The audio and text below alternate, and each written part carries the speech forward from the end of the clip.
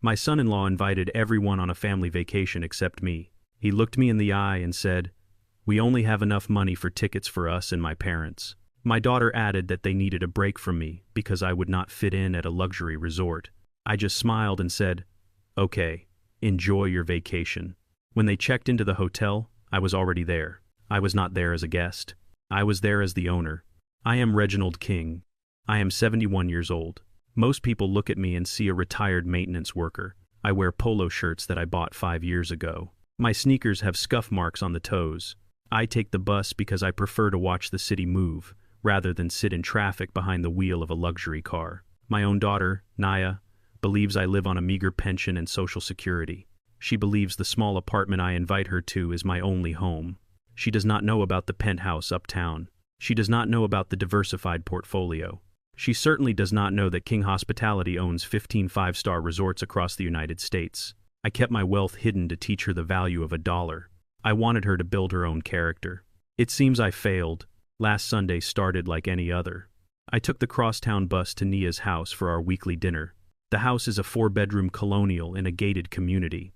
I paid the down payment for it 6 years ago, though Nia tells her husband Blake that it was a bonus from her work. Blake is a 5-year-old marketing director. He drives a leased BMW and wears watches that cost more than my first car. He talks loud and laughs louder. He treats me with a tolerance one reserves for a slow-witted pet. I sat at the corner of their mahogany dining table. The room smelled of roasted lamb and expensive perfume. Blake's parents were there, Preston and Guillette. They are people who believe wealth is a volume knob. They speak loudly about their country club memberships and the price of their imported cars. Preston looked at my faded blue shirt and smirked. He asked if I had found any good sales at the thrift store lately. I ignored him and took a sip of water. I have learned that silence is the most expensive thing you can buy. Blake stood up and tapped his fork against his crystal wine glass. The sound rang through the room. He cleared his throat. He had a smile that looked like he had just gotten away with a crime. He announced that next week was their 5th wedding anniversary. He said they were going to celebrate in style. He said they were going to Miami for 10 days. Nia clapped her hands. She looked beautiful. She is a dermatologist, but she works part-time now because Blake insists he can provide. I know the truth about their finances, but I have never spoken a word. Blake continued his speech. He said he had booked flights on American Airlines first class. He said he had reserved rooms at the Royal Palms Resort and Spa. My fork paused halfway to my mouth. The Royal Palms. That was the jewel of my collection. I bought that property 20 years ago when it was a failing hotel called the Sand Dollar. I poured $40 million into renovations.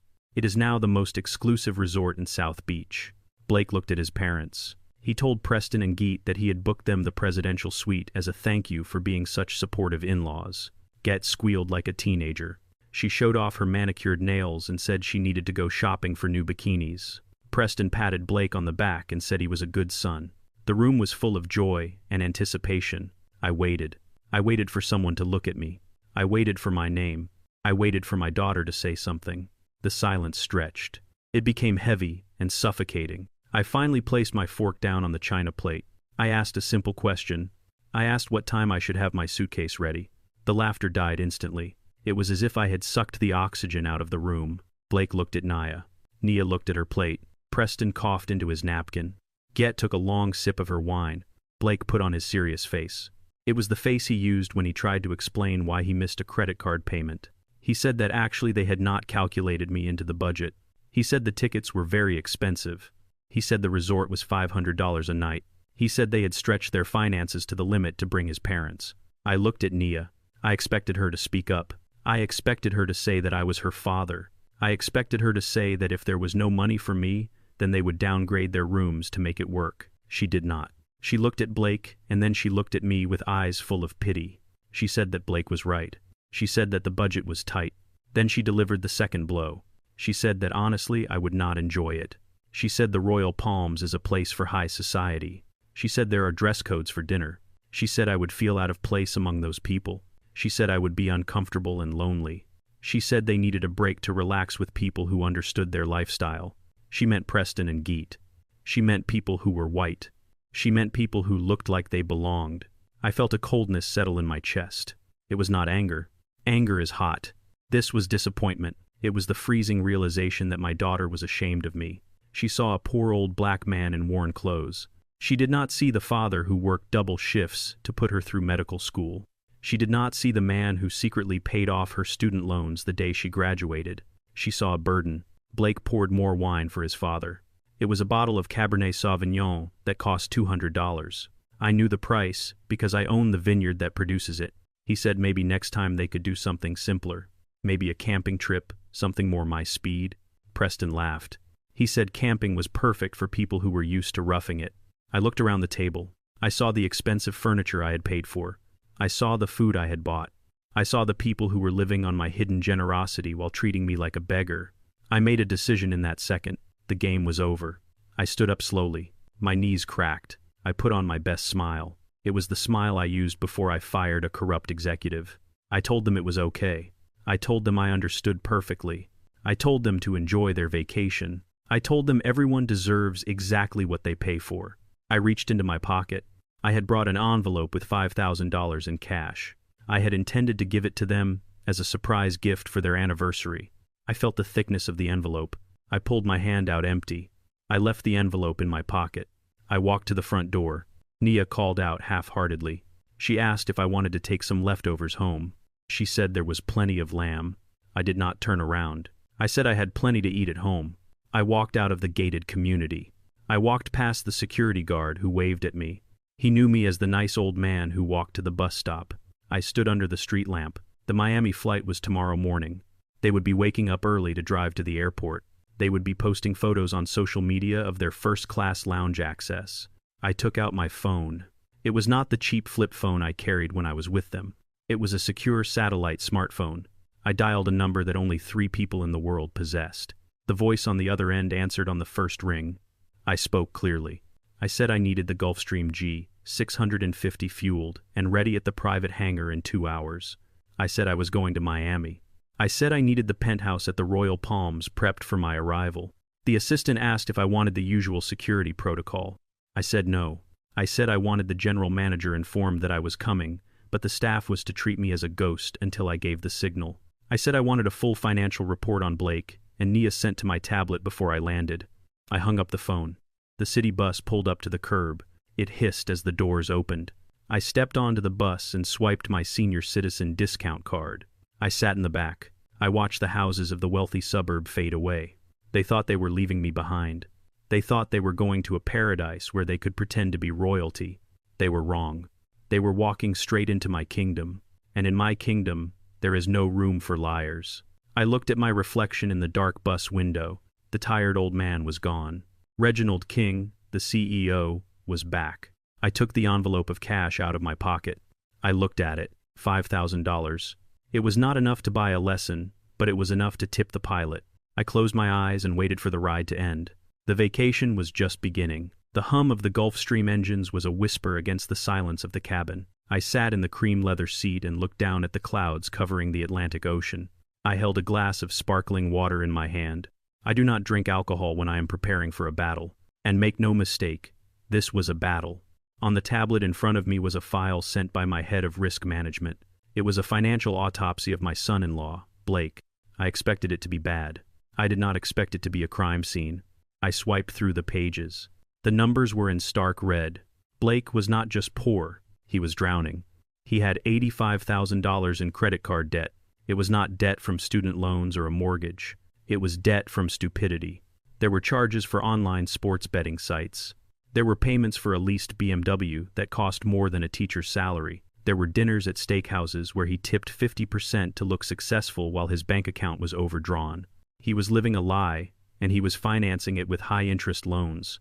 I felt a cold anger rising in my chest. This man looked down on me. He treated me like a charity case because I wore old shoes. Yet he was the one living on borrowed time. But the next page was the one that made me set my glass down hard on the table. It was the transaction log for the vacation. I saw the charge for American Airlines, 4 first-class tickets. I saw the charge for the deposit at the Royal Palms, $5,000. The total estimated cost of the trip was $20,000. The payment source was a Visa card ending in 4,598. I reached into my wallet and pulled out a small notebook where I keep my account codes. I verified the number. It was my card. 5 years ago, I gave a supplementary credit card to my daughter Nia. I told her it was for emergencies. I told her to use it if she or the children ever needed medicine or urgent medical care. I told her it was a safety net. Nia had taken that safety net and used it to strangle me. She had paid for a luxury vacation to exclude me using my own money. She was treating her husband and his arrogant parents to a presidential suite on my dime while telling me they had a limited budget. I closed my eyes. I did not feel sadness. Sadness is a luxury for people who can afford to be weak. I felt clarity. Nia was no longer the innocent girl I protected. She was a 32-year-old woman who chose to steal from her father to please a husband who was a fraud. She had made her choice. Now she would have to live with the consequences. The pilot announced we were beginning our descent into Miami. I looked out the window. The water was turquoise and clear. In the distance, I saw the white towers of the Royal Palms Resort and Spa. It stood like a fortress on the edge of the beach. To the world, it is a 5-star paradise. To me, it is a monument to my past. 40 years ago, I stood on the roof of that very building. I was not flying in a private jet then. I was 31 years old. I was wearing a gray uniform that smelled of bleach and sweat. I was a janitor. I cleaned the marble floors of the lobby until my knees were bruised. I unclogged the toilets of men like Preston and Blake. I was invisible. I remembered the day I left. It was a Tuesday in July. The heat was suffocating. A wealthy guest accused me of stealing a gold watch from his room. I had not taken it. I had never taken a penny that was not mine. The general manager did not ask for proof. He did not look at the security cameras. He looked at my skin, and he looked at my uniform. He fired me on the spot. He told me to get off the property before he called the police. He withheld my final paycheck to cover the cost of the watch. I walked out the service entrance with nothing but the shirt on my back and a fire in my gut. I swore then that I would return. I swore I would not just be a guest.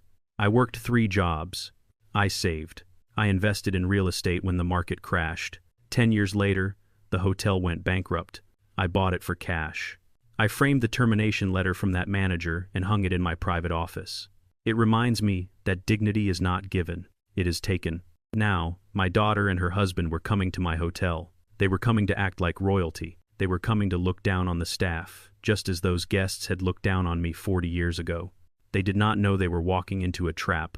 They did not know that the man they pushed aside held the keys to the kingdom. I picked up the secure satellite phone on the console. I dialed the number of Javier, the general manager of the Royal Palms. He answered on the first ring. His voice was professional and alert. He knew that a call from this number meant business. I spoke calmly. I told him I was landing in 20 minutes.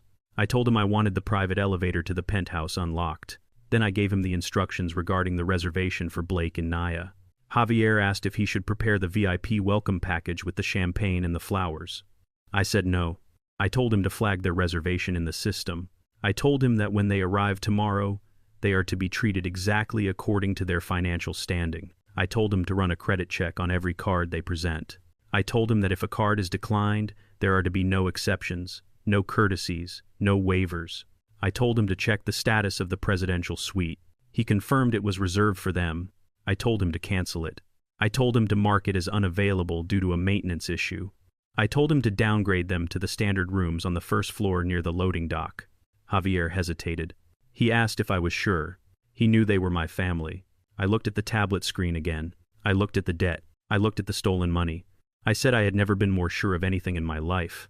I told him to prepare a welcome they would never forget. I told him that the Bank of Dad was officially closed. The landing gear locked into place with a heavy thud. The plane banked left. I watched the shadow of the jet race across the water. Tomorrow the show would begin. I would be watching from the front row, and this time I would not be the one leaving through the service entrance. The lobby of the Royal Palms is a cathedral of excess designed to make ordinary men feel small. The ceilings soar 30 feet high, holding up crystal chandeliers that cost more than most houses. The floors are paved with Italian marble, so polished it reflects the guests like a frozen lake. The air is perfumed with the scent of white tea and orchids. It is a place where silence is a commodity, and every surface screams money. I sat in a velvet wingback chair near the main entrance. I was the only stain on this pristine picture. I wore a faded Hawaiian shirt with a pattern of coconuts that I bought at a garage sale for $3. My khaki shorts had a small tear near the hem, and the elastic was worn. On my feet were rubber sandals worn with gray socks. To the staff who had been briefed, I was the eccentric owner conducting a quality control test. To the guests passing by, I was an eyesore. I was a confused old man who had wandered in off the street to steal the air conditioning. I watched the automatic glass doors slide open. A stretch black limousine pulled up to the curb. The doorman rushed to open the rear door. Blake stepped out first. He was wearing a cream linen suit that was too tight across the shoulders and sunglasses that covered half his face. He looked like he was auditioning for a movie about drug dealers. Nia followed him. She wore a flowing designer sundress and a wide-brimmed hat. She looked beautiful, but her posture was tense. Then came Preston and Geet. Preston wore a polo shirt with a designer logo the size of a fist. Geet was dripping in gold jewelry that clashed violently with the morning sun. They walked into the lobby with their chins raised high. They looked around with an air of ownership that was entirely unearned. Nia saw me first. She stopped so abruptly that Blake bumped into her back. She froze. Her eyes went wide and her face drained of color. She looked like she had seen a ghost. She whispered, "Dad." Her voice was a mix of horror and disbelief. Blake followed her gaze. He took off his sunglasses slowly. His face twisted into a sneer of pure contempt. He looked around quickly to see if anyone important was watching. He grabbed Nia's arm and marched over to me. His leather loafers clicked aggressively on the marble. He stood over me, blocking the light. He asked what the hell I was doing here. His voice was a harsh whisper. He asked if I had followed them. He called me a stalker. He said I was sick. Nia hissed at me. She asked why I could not just let them be. She said I promised I would stay home. She looked at my clothes with absolute disgust. She asked if I had any shame wearing those rags in a 5-star resort. She said I was embarrassing them. She said people were staring. Preston and Geet caught up to them. Preston let out a bark of a laugh. He looked me up and down like I was a piece of gum on his shoe. He said, "Look at him." He said, "He looks like he washed up on the beach with the driftwood." He asked if I was here to apply for a job cleaning the toilets. He said they probably needed someone to scrub the algae off the pool tiles. Geet wrinkled her nose as if she smelled something rotting. She fanned herself with her hand. She said it smelled like poverty. She told Blake to get rid of me before anyone thought we were together. She said it would ruin their reputation to be seen with a vagrant. I sat perfectly still. I did not raise my voice. I did not defend myself. I looked at my daughter. I waited for her to say that I was her father.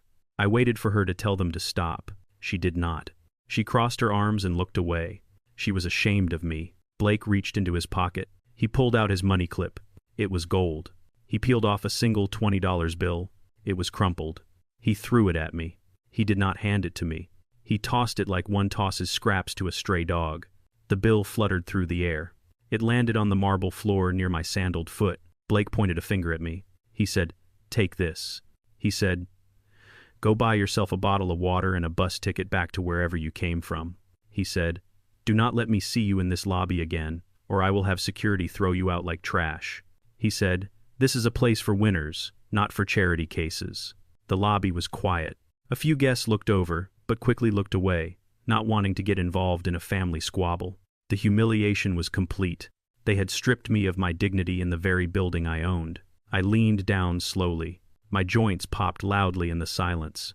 I picked up the $20 bill from the floor. I smoothed it out on my knee. I folded it neatly in half.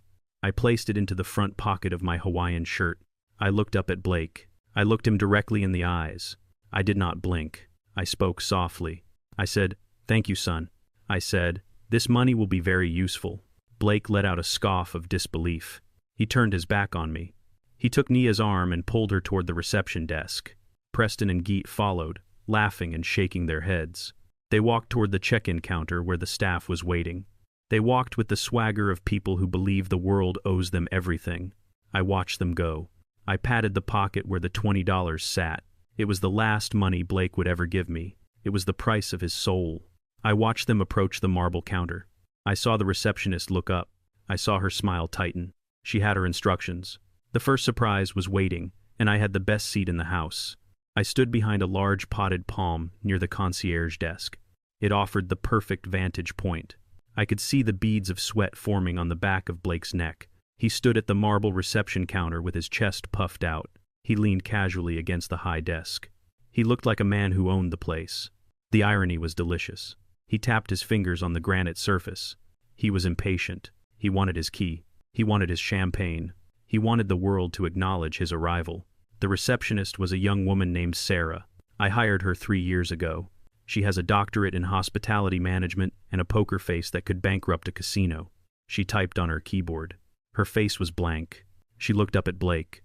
She asked for a credit card for the incidentals and the room deposit. It was standard procedure. The deposit for the presidential suite was $5,000. Blake laughed. It was a loud, performative sound. He reached into his wallet and pulled out a heavy metal card. It glinted under the chandeliers. I recognized it immediately.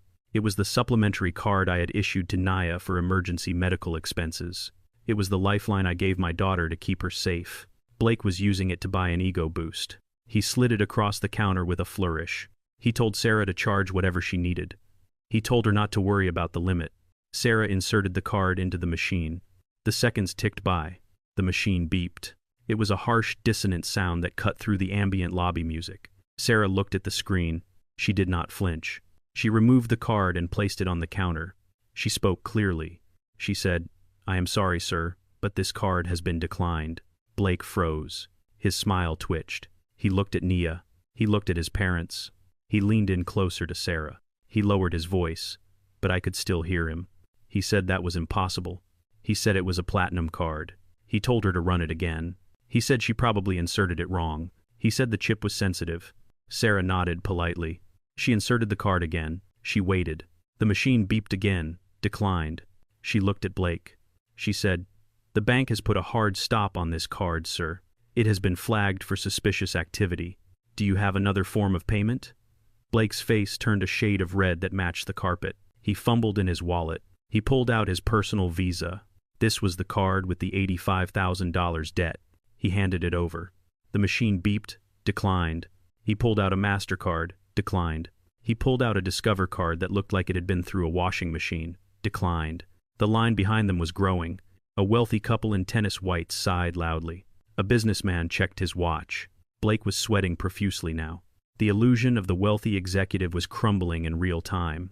He looked at Nia. Nia looked at the floor. She knew the cards were maxed out. She knew they were living on fumes. Blake turned to his father. He laughed nervously. He said there must be a system error with the banks back home. He said he would clear it up with a phone call later. He asked Preston if he could cover the deposit just for now. He promised to wire him the money as soon as they got to the room.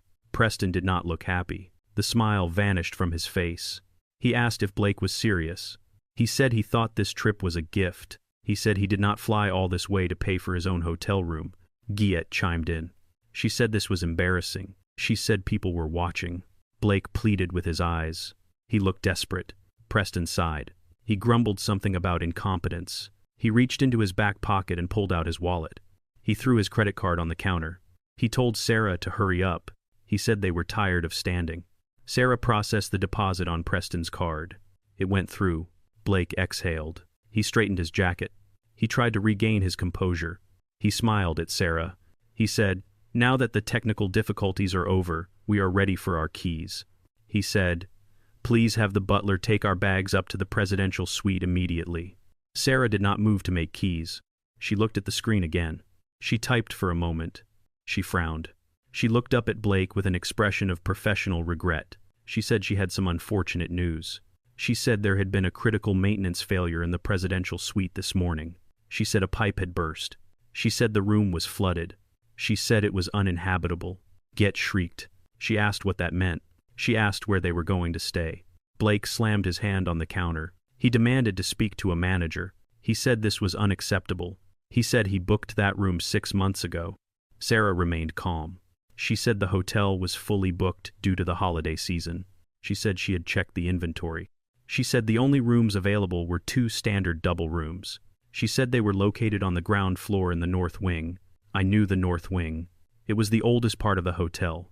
It was next to the service entrance and the industrial laundry vents.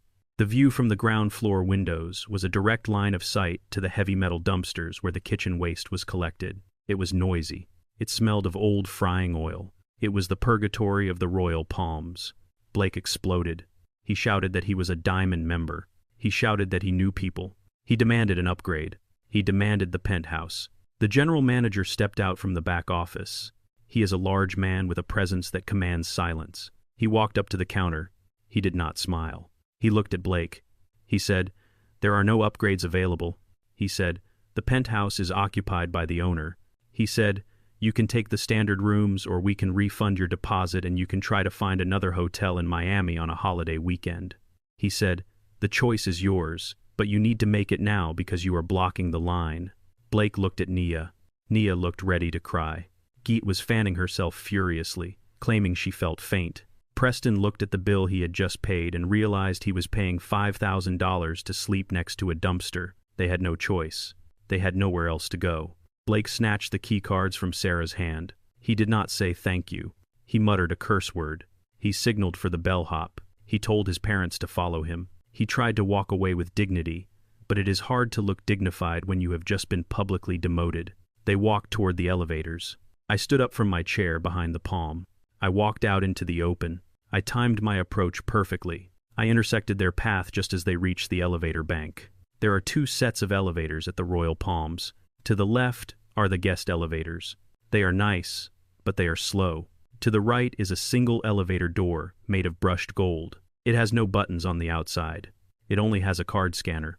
It is the direct line to the penthouse. Blake saw me. He stopped. His face was a mask of fury. He asked what I was still doing here. He asked if I was following them. He told me to get lost. He pressed the button for the guest elevator aggressively. I did not answer him. I did not look at him. I walked past him.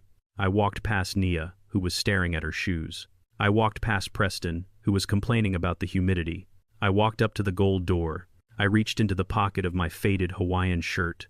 I pulled out a black keycard. It had no markings. I held it up to the scanner. The light on the panel turned from red to a brilliant emerald green. The heavy gold doors slid open silently. The interior was lined with velvet and mirrors. I stepped inside. I turned around to face them. The doors began to close. I saw Blake's jaw drop. I saw the confusion in Nia's eyes. I saw Preston squinting as if he was trying to solve a puzzle. They were standing in front of the crowded guest elevator waiting to go down to the basement level. I was standing in a gold box going to the top of the world. I offered them a small, polite nod just before the doors sealed shut. The elevator began to rise. It moved fast. My stomach dropped, but my spirit soared. The first lesson had been delivered. They were confused. They were angry. But they still believed I was just a lucky old man who found a key card. They had no idea that the man in the Hawaiian shirt was the one pulling the strings. Tomorrow morning at breakfast, the real education would begin. The Palm Court restaurant is where the wealthy come to gorge themselves on eggs, Benedict, and self-importance. The air smells of freshly ground Kona coffee and expensive perfume. It is a place of polished silver and hushed conversations. The morning light filters through the high glass ceiling, illuminating the buffet stations that stretch for 50 feet. There are mountains of shrimp on ice. There are chefs carving prime rib. There are fountains of chocolate. It is a display of excess designed to make the guests feel like kings. I sat at a small round table near the swinging kitchen doors. It was the table usually reserved for solo travelers or staff on break. I preferred it. From here, I could see the entire room without being seen. I ate dry toast and drank black tea. I watched the choreography of the breakfast service. I watched the waiters navigate the floor with heavy trays. I watched the guests pile their plates high with food they would not finish. Blake and his entourage arrived at 9. They looked ragged.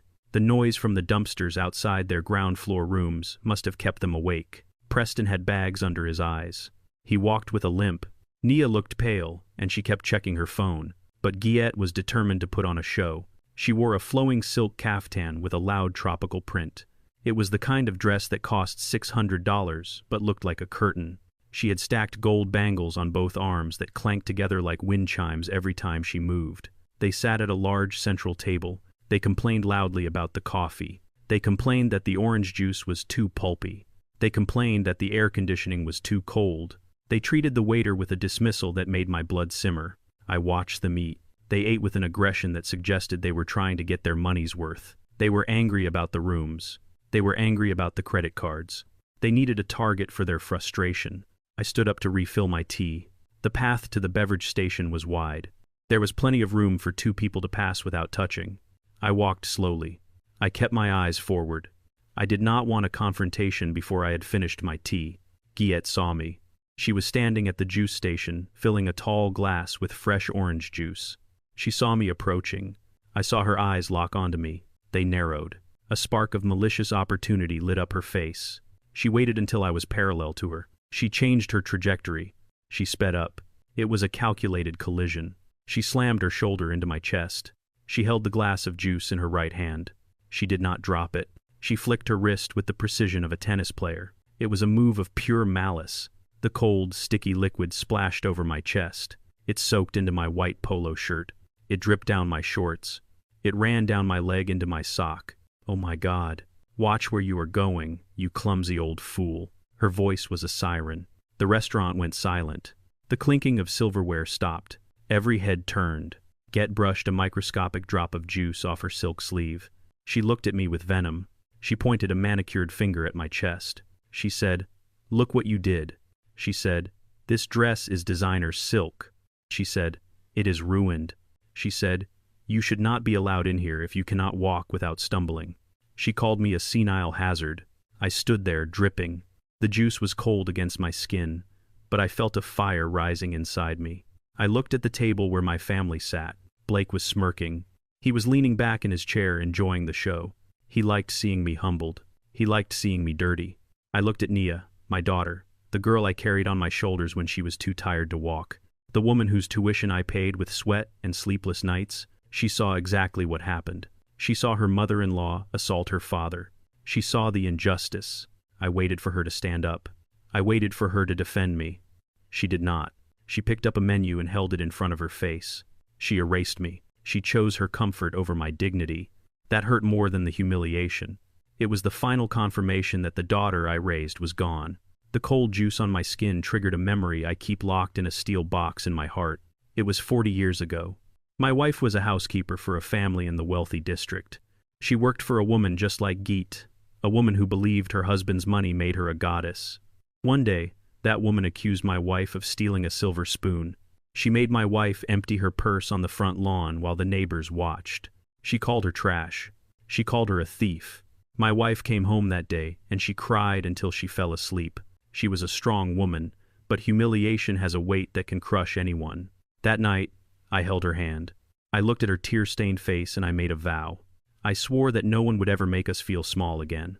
I swore I would build a wall of money so high that no one could ever look down on us. I built this empire not for the luxury. I built it for the shield. I bought this hotel so that people like Guillette would have to answer to people like me. The floor manager rushed over with a stack of white napkins. He looked terrified. He knew who I was. He knew I signed his paychecks. He started to dab at my shirt. He apologized profusely. He offered to get me a fresh shirt from the boutique. I stopped him with a gentle hand on his arm. I told him no. I did not wipe the stain. I wanted to wear it. It was a badge of honor. It was evidence. It was the fuel I needed to burn their world down. I stepped closer to Get. She took a step back. Her eyes flickered with uncertainty. She expected an apology. She expected me to cower. She expected the poor old man to be afraid of the rich lady. She did not expect me to invade her personal space. I looked her in the eye. I spoke clearly. My voice was low, but it carried across the room. I wanted the entire buffet line to hear this. I said, "Mrs. Preston, do not worry about my shirt. A stain on fabric is a trivial thing. It can be washed away with water and soap. It is temporary, but there is another kind of stain here." Guillette frowned. She asked what I was talking about. She told me to get away from her. I continued. I said, "A stain on your character is permanent. There is no detergent in the world that can clean a rotten soul. You spilled juice on me to make yourself feel big, but you only showed everyone how small you really are." Geet turned the color of a beet. Her mouth opened and closed like a fish on a dock. She gasped. She looked around for support, but the other guests were whispering. They were not looking at her with admiration. They were looking at her with disgust. They saw a dignified man standing up to a bully. I did not wait for her response. I turned my back on her. I walked past the table where Nia was hiding behind her menu. I did not look at her. I walked out of the restaurant with the orange juice dripping from my shirt. I walked with my head high. As I passed the host stand, I caught the eye of the general manager. He was standing by the door, witnessing everything. I gave him a single nod. It was a silent command. It meant proceed with phase 2. It meant take off the gloves. I walked to the elevator. The sticky shirt clung to my chest. I did not care. I felt powerful. Geet thought she had shamed me. She was wrong. She had just signed her own sentence. The breakfast was over. The Hunger Games had just begun. The sun had set over Miami, but the lights inside the grand ballroom burned brighter than the day. The charity gala for the Children's Hospital is the most exclusive event of the season on the coast. Tickets cost $1,000 a plate. The room was a sea of black tuxedos and designer gowns. Waiters moved like shadows, carrying trays of champagne and caviar. The air was thick with the sound of string quartets and money changing hands. I sat at a small table in the very back corner of the room. I was shrouded in the darkness beyond the reach of the crystal chandeliers. I had changed out of my juice-stained shirt. I wore a simple black suit that I keep in my office closet. It was not a designer label. It was off the rack. To the untrained eye, I looked like a retired school teacher who had perhaps wandered into the wrong party, or a staff member taking a break. I nursed a glass of sparkling water and watched the sharks circle. Blake and his entourage made their entrance 20 minutes late. They wanted to be seen. Blake wore a tuxedo that was clearly rented. The sleeves were a fraction too long. Preston strutted in with a cigar in his breast pocket, violating the non-smoking policy before he even sat down. Geet had changed into a silver dress that looked like aluminum foil wrapped around a fire hydrant. Nia looked beautiful in blue, but her eyes were darting around the room nervously. She knew they did not belong here. She knew the credit cards were maxed out. She knew they were swimming in waters too deep for them. They sat at a table near the front. Blake immediately began ordering bottles of champagne for the table. He was trying to wash away the humiliation of the morning with alcohol. He laughed too loud. He clapped Preston on the back. He was performing the role of the wealthy benefactor, but I could see the tension in his jaw. He was terrified. The auctioneer took the stage. He was a British man with a voice like melted butter. He sold a trip to Bali for $10,000. He sold a diamond necklace for $15,000. Blake sat on his hands. He wanted to bid. I could see his hand twitching near his paddle. He needed a win. He needed to show his father that the credit card decline at the front desk was just a glitch. He needed to prove he was a big man. Then came the star of the evening. The auctioneer signaled to his assistants. They brought out a velvet pillow. Resting on it was a single bottle of wine. It was a 1945 Chateau Mouton Rothschild. It was not just wine. It was history. It was one of the most celebrated vintages of the 20th century. The label was designed by Philippe Julien. It was a symbol of victory and endurance. The room went quiet.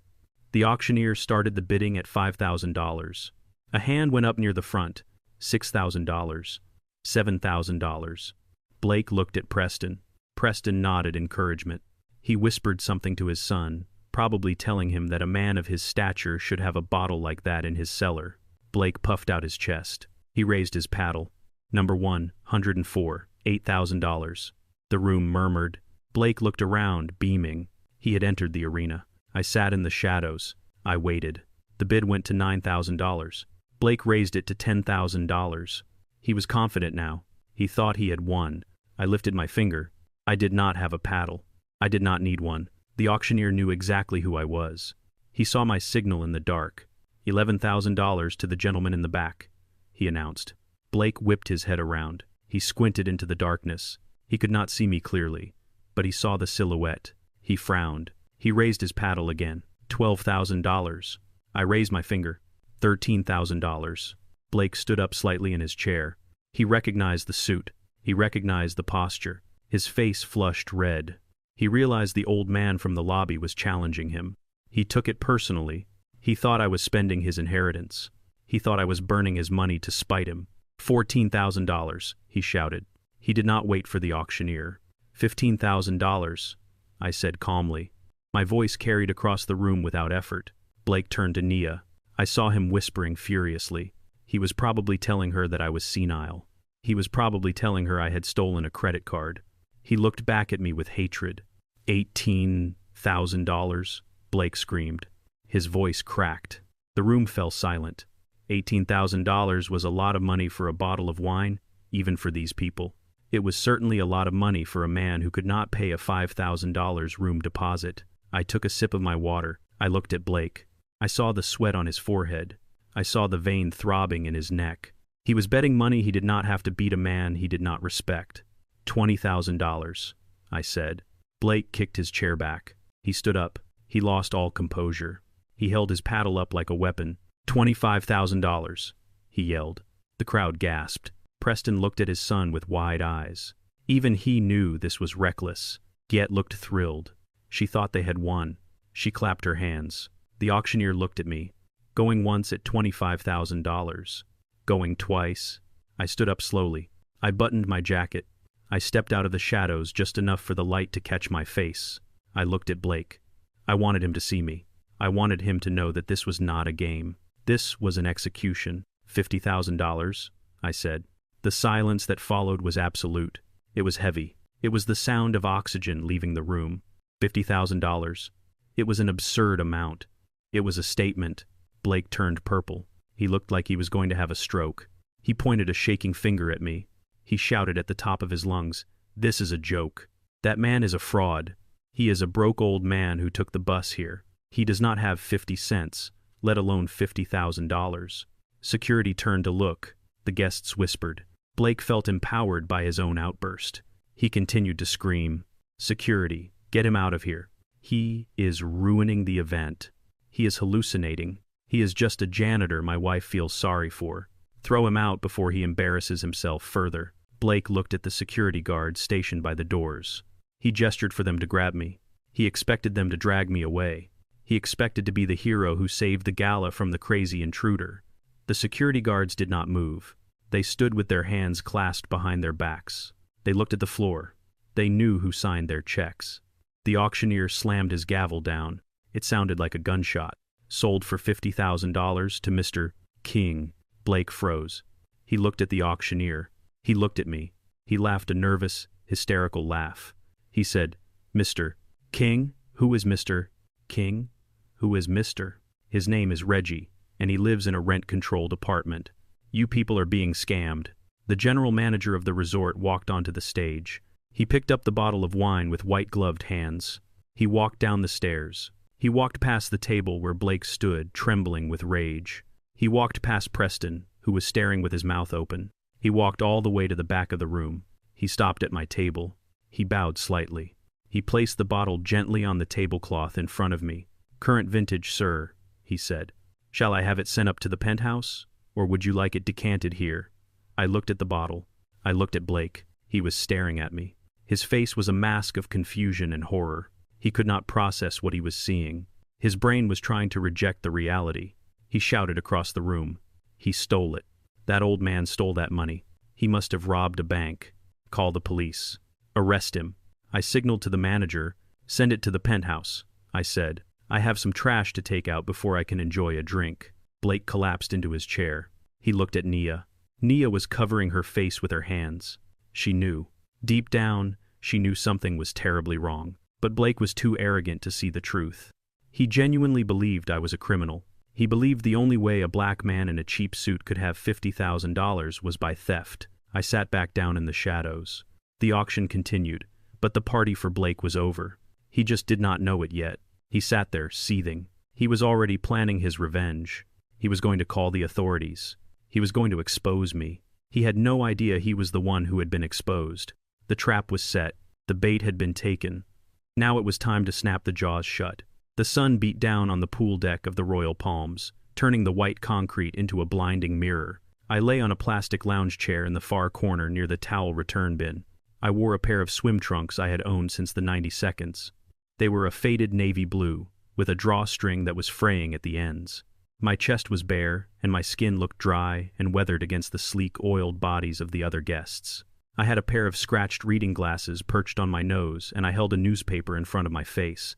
To anyone passing by, I was just an old man napping in the heat.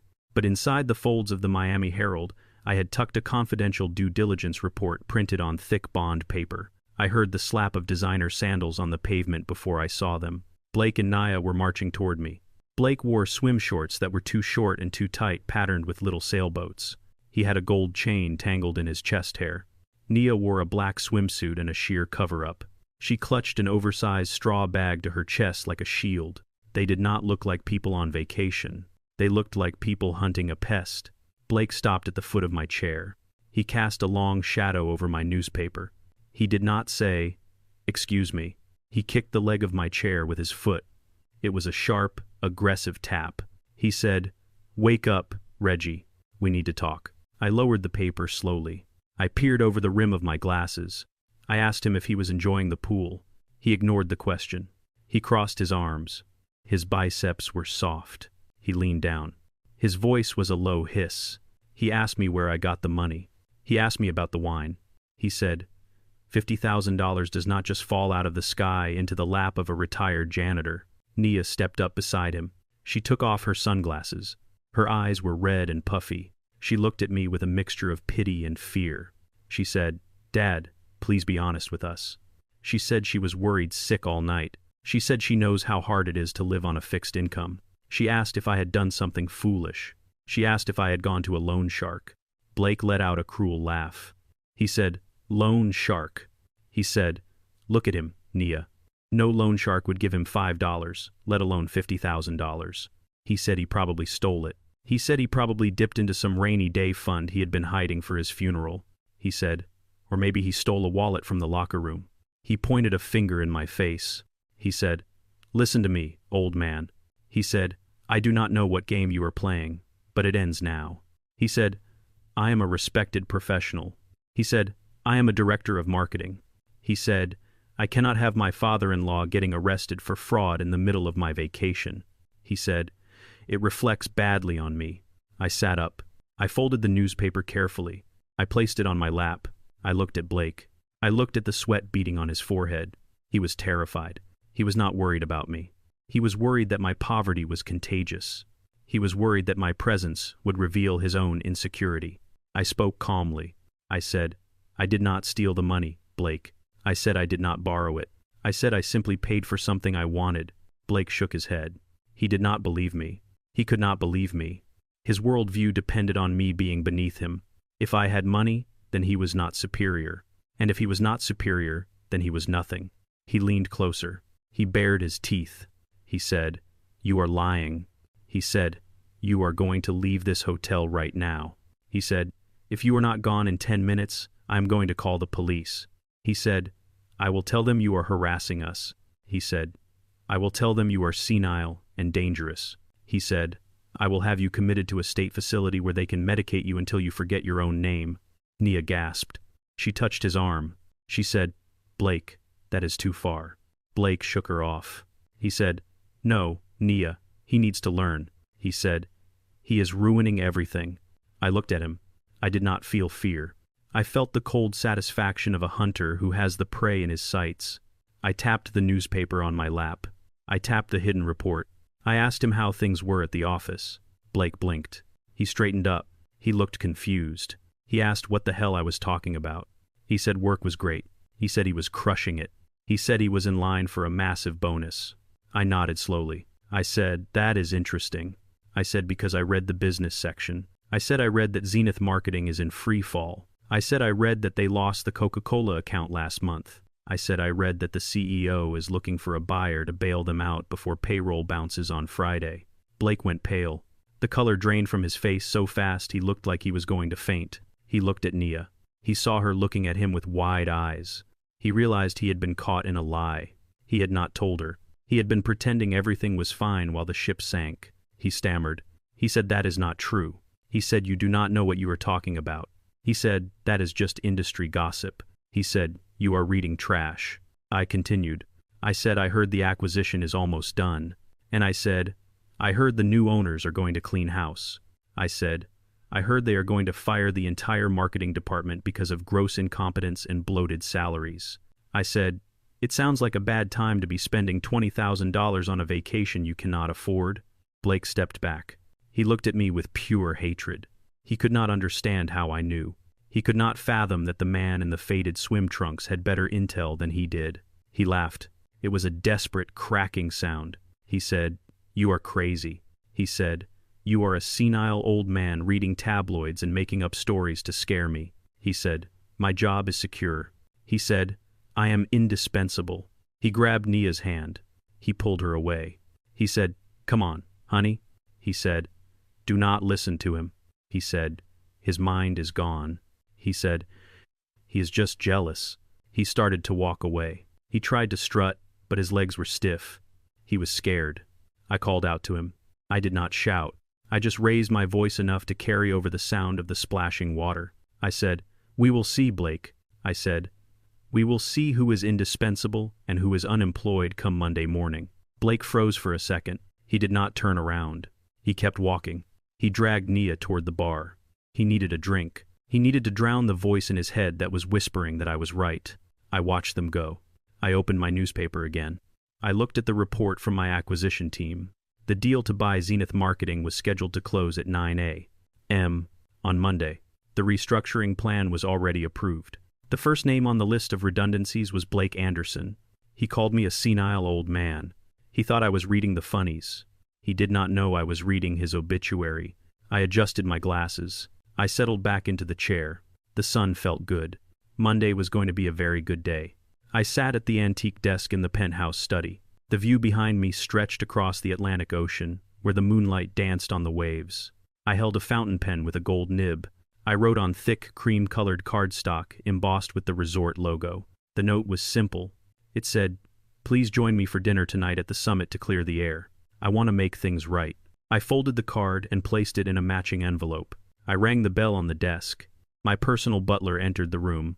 He wore a tuxedo that fit better than Blake's wedding suit. I handed him the envelope. I told him to deliver it to the standard rooms on the ground floor near the loading dock. I told him to wait for a response. 20 minutes later, he returned. He kept his face neutral, but I saw the flicker of amusement in his eyes. He said, "Mr. Anderson accepted the invitation immediately." He said, "Mr. Anderson told him to tell the old man to bring his checkbook." He said the family seemed very excited. They were already arguing about what to wear. I dressed for dinner with deliberate care. I did not wear a suit this time. I wore the same simple polo shirt and khakis I had worn earlier. I wanted the contrast to be sharp. I wanted them to see the janitor while they played the kings. I took the private elevator up to the summit. The restaurant sits on the 50th floor. It revolves slowly, giving diners a 360 degrees view of Miami. The walls are glass. The tables are set with Limoges, china, and baccarat crystal. The average bill for 2 people is $1,200 without wine. It is the most expensive table in the city. I arrived early. I sat at the head of the table. I ordered a tap water with no ice. I waited. They arrived 15 minutes late. It was a power move. They wanted me to wait. They wanted to show that my time was less valuable than theirs. Blake walked in first. He had changed into a fresh shirt, but he still looked sweaty. Preston and Get followed. They walked with their noses in the air, sniffing the expensive aromas of truffle and searing beef. Nia came last.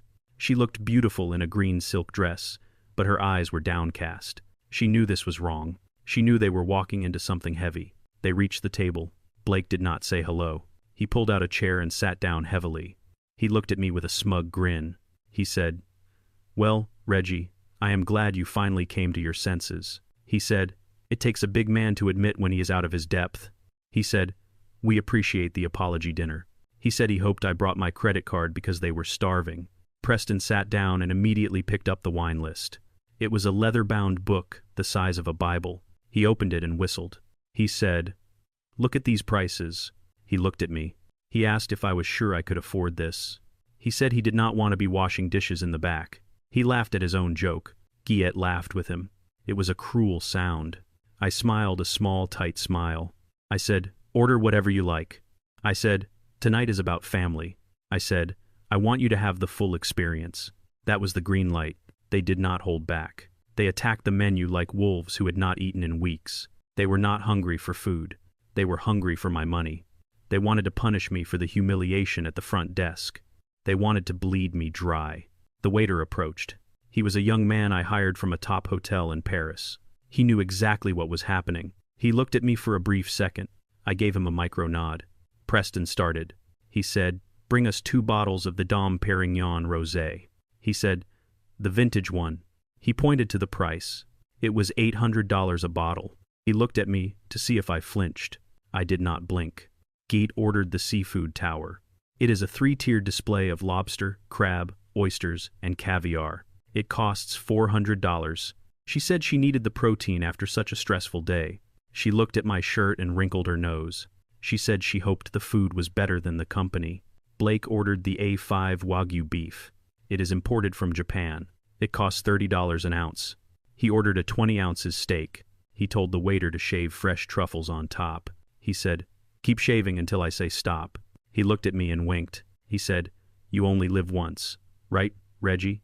He said, "Might as well enjoy the retirement fund while it lasts." Nia ordered a simple salad. She looked uncomfortable. She touched Blake's arm. She whispered that maybe they were ordering too much. Blake brushed her off. He said, "Relax, babe." He said, "Your dad offered." He said he wants to make up for being a jerk. He said, "Let him feel like a provider for once." The food arrived in waves. The table groaned under the weight of silver platters. The champagne flowed.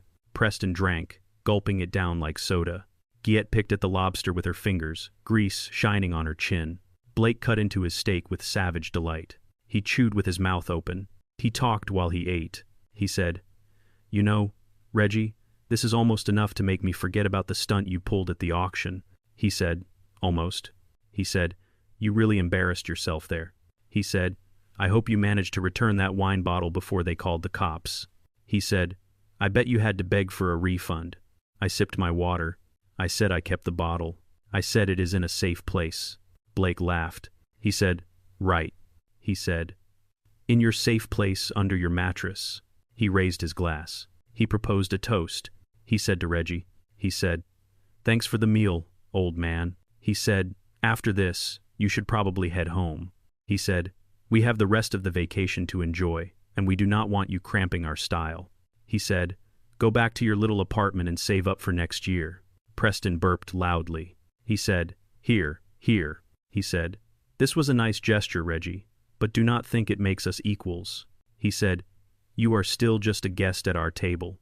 He said, "Pay the bill and then disappear. That is the best gift you can give us." Giette licked butter off her thumb. She said, "Honestly, this is the least he could do after ruining my dress this morning." She said, "This dinner barely covers the dry cleaning bill." She ordered another bottle of champagne. She did not ask me. She just told the waiter to keep it coming. I watched them. I watched the greed distort their faces. I watched them gorge themselves on my generosity. They were so confident. They were so sure that they were the predators and I was the prey.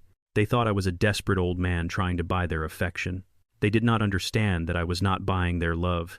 I was buying evidence. I was letting them run up a tab that would become a noose. The meal wound down.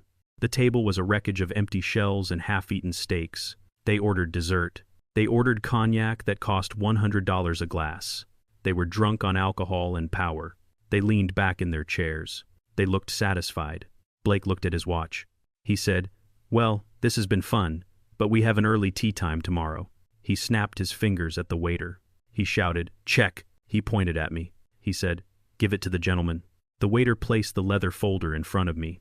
I did not open it. I knew the total. It was $18,400 and change. It was the price of a small car. It was an obscenity. I sat there. I did not move to pick it up. I stared at Blake. Nia leaned in close to her husband. Her face was pale. She looked at the folder and then at me.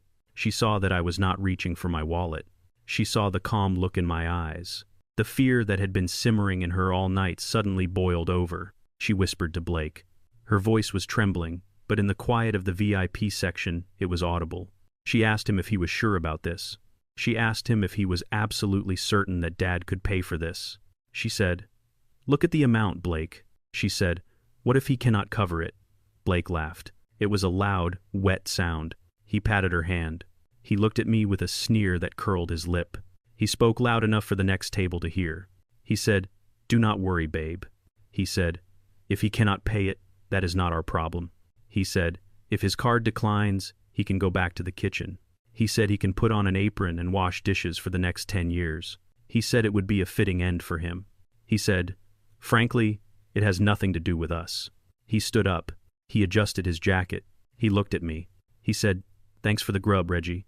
He said, "Try not to break any plates when you are working off the debt." He turned to leave.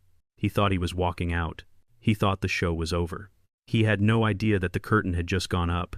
The table groaned under the weight of the excess. It was a grotesque display of gluttony. There were 3 tiers of seafood towers dripping with melting ice. There were plates of A5 Wagyu beef, seared to perfection and buried under mounds of shaved black truffles. The smell of rich butter and expensive red wine filled the air. It was suffocating. Preston sat to my right. He had tucked a linen napkin into his collar like a bib. He held a lobster tail in one hand and a fork in the other. He tore at the meat with his teeth. Grease shone on his chin. He did not wipe it off. He pointed a greasy finger at me. He said, "Hey, Reggie," he said, "I bet the only lobster you ever saw was on a Red Lobster commercial." He laughed. He choked a little on his wine. He said, "You should try the caviar, old man." He said, "It costs more per ounce than your entire wardrobe." Get was equally repulsive. She was eating foie gras with a spoon. She had ordered the most expensive appetizer on the menu simply because of the price tag. She did not even seem to like it. She swallowed it whole like a pelican. She looked at my empty plate. She looked at my glass of tap water. She rolled her eyes. She said, "Look at him, Preston." She said, "He is trying to save room for the free bread." She said, "Reggie, you are embarrassing us." She said, "Live a little before you keel over." She said, "Try the wine. It tastes like money." I did not touch the food. I did not touch the wine. I sat with my back straight. I kept my hands folded on my lap. I watched them. I watched them devour the food with no appreciation for the craft or the cost. They were not eating to enjoy. They were eating to take. They were eating to punish me. They thought every bite was $1 out of my pocket. They thought every bottle of wine was a dent in my savings. They did not know they were eating their own future. They were gorging themselves on the last supper of their privileged lives. Nia sat across from me. She picked at a salad. She looked pale. She knew this was wrong. She knew the bill would be astronomical. She kept glancing at Blake and then at me. She looked terrified, but she said nothing. She did not tell her father-in-law to use a fork. She did not tell her husband to stop ordering. She was complicit in her silence. That hurt more than the insults. Blake was the conductor of this orchestra of greed. He waved the waiter over every 5 minutes. He ordered another bottle of the Chateau Margaux. It was $5,000 a bottle. He did not even look at the label. He just wanted the most expensive liquid in the room. He poured it for everyone except me. He filled his glass to the brim. He spilled a little on the tablecloth. He did not care. He looked at me with a smirk that was pure malice. He stood up. He was flushed with alcohol and arrogance. He tapped his knife against his crystal goblet. The sharp ring cut through the conversation. He cleared his throat. He wanted an audience. He looked around the dining room, ensuring the other diners saw him. He raised his glass high. He said, "I want to propose a toast." He looked down at me. His eyes were glazed but hard. He said to my father-in-law, "Reggie," he said, "thank you for finally realizing your role." He said, "This dinner is a nice gesture." He said, "It almost makes up for your cheap behavior earlier. But let us be real, Reggie." He said, "You do not belong at this table. You do not belong in this resort. You are a fish out of water, and you are suffocating us." He leaned in closer. His voice dropped to a cruel sneer. He said, "Enjoy the view tonight, Reggie, because this is it." He said, "After this meal, you need to pack your bags." He said, "You need to know your place, and your place is not here with us." He said, "Do yourself a favor and disappear before you embarrass yourself any further." He said, "Leave the high life to the people who were born for it." Preston cheered. He raised a lobster claw in the air. He said, "Here, here." He said, "Well said, son." Geet clapped her hands. She said, "Bye-bye, Reggie." The table fell silent, waiting for my reaction. They expected me to cry. They expected me to beg. They expected me to explode in anger. I picked up my water glass. The condensation was cool against my fingertips. I took a slow sip. I set it down gently on the white tablecloth. I looked up at Blake. I looked at his sweating face. I looked at his cheap suit. I looked at the fear hiding behind his arrogance. I nodded slowly. I spoke in a voice that was calm and steady. I said, "You are right, Blake." I said, "You are absolutely right." I said, "After this meal, everything is going to go exactly where it belongs. Everyone is going to be in their rightful place." Blake laughed. He thought I was agreeing to leave. He thought he had won. He drained his glass. He sat back down with a satisfied sigh. He signaled for the check. He had no idea that when I said everyone would be in their rightful place, I meant he would be in the street and I would be on the throne. The feast was over. The bill was due. The waiter approached our table with the leather folio held firmly in both hands. He placed it on the white tablecloth directly in front of me. It sat there like a verdict. The black leather was smooth and cold. Blake leaned back in his chair, picking his teeth with a silver toothpick. He smirked. He gestured with his head toward the bill. He said, "Go ahead, Reggie." He said, "Do the honors." He said, "Try not to have a heart attack when you see the total." Preston laughed. He patted his stomach. He said, "That was a meal fit for a king." He said, "Thanks for the treat, old-timer." He reached for his water glass, expecting the show to end with me pulling out a worn wallet and emptying my savings. I did not touch the folio. I did not even look at it. I picked up my napkin from my lap. I folded it neatly into a square. I placed it next to my plate. I looked at Blake. I smiled. It was not a warm smile. It was the smile of a man who has just closed the trap door. I reached out with one finger. I pushed the leather folio across the table. It slid smoothly over the linen. It stopped right in front of Blake. I said, "This is for you." Blake frowned. He looked at the folio. He looked at me. He laughed nervously. He said, "Very funny, Reggie." He said, "Stop playing games." He said, "Pay the man so we can leave." I shook my head. I said, "I am not playing games, Blake." I said, "I invited you to dinner." I said, "I wanted you to have the experience." I said, "But I never said I would pay for your gluttony." I said, "My rule has always been simple." I said, "He who orders pays." I said, "You ordered the wine. You ordered the beef. You ordered the truffles." I said, "I had a glass of tap water." I said, "That is free." The silence at the table was absolute. Nia dropped her fork. It clattered loudly against her plate. Her face went white. She whispered, "Dad, what are you doing?" She said, "You cannot be serious." Preston slammed his hand on the table. He shouted, "What is the meaning of this?" He said, "You invited us." He said, "This is entrapment." He said, "You are trying to embarrass us." I looked at him. I said, "Embarrassment is a choice, Preston." I said, "Just like ordering a $5,000 bottle of wine is a choice." I said, "You made your choices. Now you pay the bill." Blake opened the folio. His hands were shaking. He looked at the total. His eyes bulged. He gasped. He said, $18,400. He looked up at me. He screamed, "Are you insane?" He said, "I do not have $18,000 on me." He said, "You know that." He said, "You set us up." I leaned forward. I said, "Set you up."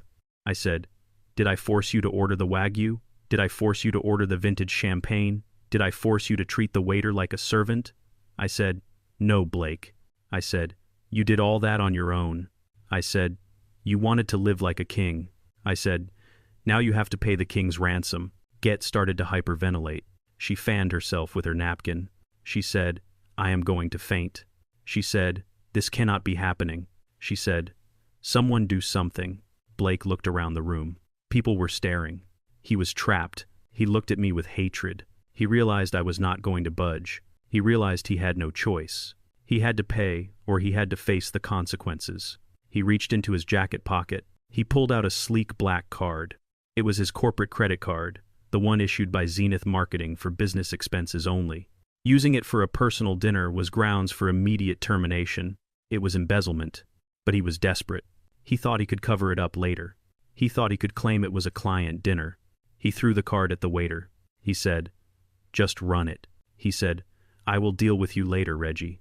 He said, "You are going to regret this." The waiter took the card. He walked to the terminal station near our table. He inserted the card. We all watched. The machine beeped. It was a loud, harsh sound. The waiter looked at the screen. He removed the card.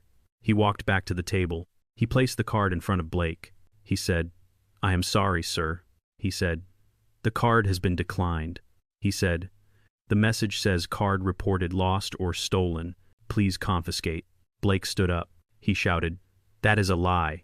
He shouted, "Call the bank." He shouted, "Run it again." Preston stood up too. He said, "Here, use mine." He threw his card on the table. The waiter took it. He ran it. Beep. Declined. Insufficient funds. The flight tickets and the room deposit attempt had maxed it out. Panic set in. Real primal panic. Blake looked at Nia. Nia shook her head. She was crying. She said, I do not have any money, Blake. She said, you know I do not. Blake looked at me. He begged. He said, Reggie, please. He said, stop this. He said, help us. He said, we will pay you back. He said, do not let them arrest us. I sat still. I took a sip of water. I said, I cannot help you, Blake. I said, I am just a retired janitor, remember? I said, I do not have that kind of money. The general manager appeared at the table. He was flanked by 2 large security guards. He looked grave. He looked at Blake. He spoke clearly. He said, excuse me, sir. He said, we have a problem. He said the bill must be settled immediately. He said if you cannot pay, we will be forced to involve the authorities. He said theft of services is a felony in this state. He said especially for this amount. Blake started to sweat. He loosened his tie. He said wait. He said give me a minute. He said I can call my boss. He said I can fix this. The manager shook his head. He said I'm afraid we do not have a minute, sir. He said the police are already on their way for an unrelated matter, but I can easily redirect them here. He said, you have 30 seconds to produce a valid form of payment or you will be escorted to the holding room. Blake looked at me one last time. He saw no mercy in my eyes. He saw only the reflection of his own greed. He realized the game was over. He realized the old man in the polo shirt had just checkmated him in front of the entire world. And the police sirens were getting closer. The blue and red lights flashed against the floor-to-ceiling windows of the summit. They cut through the ambient lighting of the dining room like a strobe light in a nightmare. 2 uniformed police officers walked into the restaurant. They walked with the heavy, purposeful stride of men who are used to cleaning up messes. They were led by a sergeant. He was a thick man with a mustache that twitched when he frowned. He looked at the scene. He saw a table covered in expensive leftovers. He saw a crying woman. He saw 2 older people looking indignant. He saw a young man sweating through his suit. And he saw me sitting calmly with a glass of water. Blake jumped up as soon as he saw them. He did not wait for them to approach. He ran to meet them. He pointed a shaking finger back at me. He shouted, "Officer, over here!" He said, "Thank God you are here." He said, "You need to arrest that man immediately." He said, "He is a con artist." He said, "He lured us here under false pretenses." He said he committed fraud. The sergeant looked at Blake. He looked at his disheveled tie. He looked at the desperation in his eyes. He did not look impressed. He asked Blake to calm down. He asked what the problem was. Blake took a deep breath. He tried to sound like an executive. He tried to sound like a victim. He said that man invited us to dinner. He said he promised to pay. He said he ordered all this food and wine. He said, now the bill is here, and he is refusing to pay. He said he is trying to stick us with the check. He said it is entrapment. Preston chimed in from the table. He shouted, "That is right, officer." He said we are respectable tourists. He said we were just trying to be nice to a lonely old man. He said he tricked us. He said he probably does this all the time. He said, "Look at him. He does not have 2 nickels to rub together." Nia was sobbing now. Real ugly tears. She grabbed the arm of the second officer. She begged him. She said, "Please do not arrest my husband." She said, "He has a reputation." She said, "He is a director of marketing." She said, "This is all a misunderstanding." She said, "My father is just confused." She said, "He is senile." She said he forgot his wallet. I sat still. I did not speak. I let them dig. I let them pour all their lies onto the floor. I watched the sergeant's face. He was listening, but he was also observing. He looked at the magnum of champagne. He looked at the truffles. He looked at the bill that the manager handed him. He whistled low. He said, $18,000. He looked at Blake. He said, "That is a lot of food for a victim to eat, son." Blake stammered. He said, "We were just being polite." He said, "We did not want to be rude." The sergeant walked over to me. He stood in front of my chair. He looked down at me. He asked for my identification. I reached into my pocket. I moved slowly so as not to alarm him. I pulled out my old leather wallet. I took out my state ID card. It was simple. It had my photo and my name, Reginald King. I handed it to him. The sergeant took the card. He shined his flashlight on it, even though the room was well lit. He looked at the name. He looked at the address. He froze. His eyes widened just a fraction. He looked at me again. He looked closer. He recognized the name. Everyone in Miami law enforcement knows the name King. We donate heavily to the Police Benevolent Fund. We host their annual gala for free. The sergeant lowered the flashlight. His posture changed. The aggression vanished. He handed me back my ID with 2 hands. He nodded respectfully. He turned slowly to face Blake. He asked Blake a simple question. He asked if he had a written contract stating that Mr. King would pay for the dinner. Blake blinked. He said, "What?" He said, "No, of course not." He said it was a verbal invitation. He said he sent a note. The sergeant asked if he had the note. Blake patted his pockets frantically. He checked his jacket. He checked his pants. He realized he had left it in the room. Or maybe he threw it away. He said, "I do not have it on me." He said, but he said it. He said, "Ask anyone." The sergeant shook his head. He said, "So, let me get this straight.